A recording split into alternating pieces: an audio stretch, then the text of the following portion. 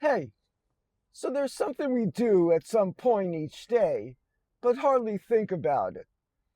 Many of us do it multiple times, and some not nearly as much.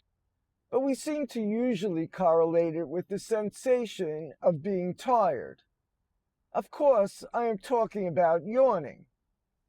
For many years, the leading explanation was a lack of oxygen going to our brain.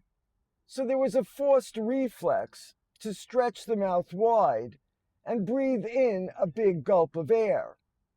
It does sound reasonable, except making sense doesn't always make it right. Studies showed that breathing in more air made no difference as to how often people yawned.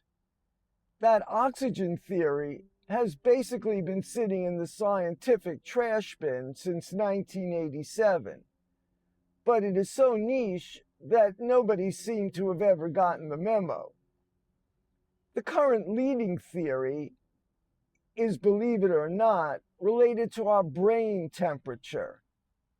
When our brain runs warm, which happens when we're tired, when we're transitioning from sleep to waking, or getting ready to sleep, our body uses a yawn to cool it down.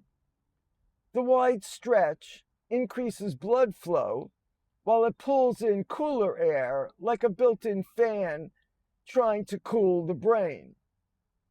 But the part we all have noticed that throws us off is that yawning seems to be contagious.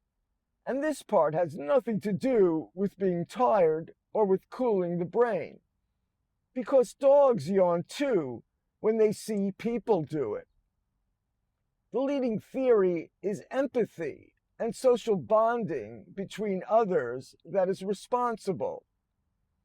Studies using people on the autistic spectrum who process empathy much differently showed significantly less contagious yawning.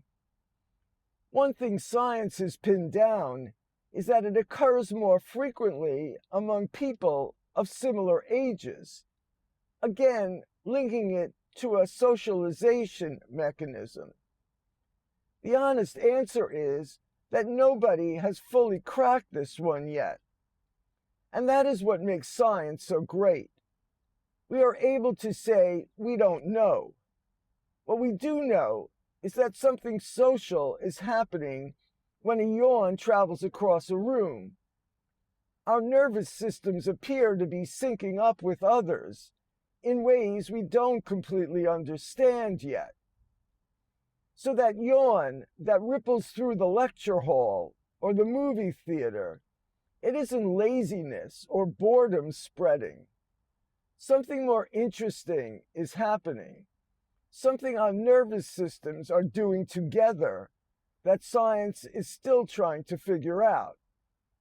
And that's a real thing. That's all I got for you today.